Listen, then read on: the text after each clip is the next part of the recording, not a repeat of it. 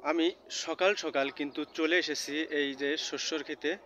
আসলে এটা কিন্তু শস্যর আবাদ করেছি এখানে, আপনারা দেখতে পাচ্ছেন এখানে কিন্তু বিশাল, মানে খুব ভালো শস্য কিন্তু এখানে হচ্ছে। এখানে গাছে যেমন তেমন কিন্তু ফুল এবং ফলও কিন্তু ঠিক তেমনই হচ্ছে। আসলে শস্যর কিন্তু এবছর তুলনা নাই, বিশাল শস্য হচ্ছে প্রত্যেকটা ভুঁইতে, প্রত্যেকটা জমিনে কিন্তু ভালো শস্য হচ্ছে। আপনাদেরকে দেখালে বুঝতে পারবেন আসলে শস্যর মাঠ এটা। এটা কিন্তু এই মাঠে কিন্তু সব জায়গায় শস্য লাগানো আছে। আর এই যে আমার পিছনে যে শস্যর ভুঁইটা দেখতে পাচ্ছেন, এটা কিন্তু আমি বুনেছি এখানে শস্য। বিশাল শস্য কিন্তু এখানে হচ্ছে। সেই মহান রব্বুল আলমিনের রহমত কিন্তু এই শস্যর ভুঁইয়ের উপরে আছে বলেই কিন্তু এত ভালো শস্য এখানে হচ্ছে।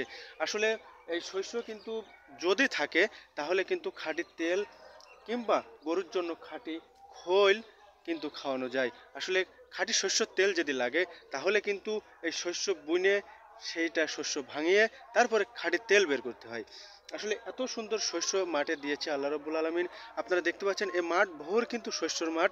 আসলে বিশাল শস্য হয়েছে কিন্তু এবার এই 2024-এর শেষের দিকে যে শস্যগুলো লাগানো হয়েছে, বিশাল পরিমাণের শস্য কিন্তু এই জমিনে হয়েছে।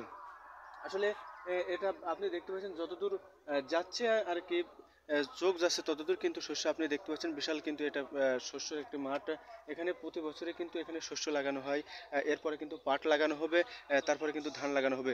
এই একটা জমিনেই কিন্তু বছরে 3টা আবাদ হয়।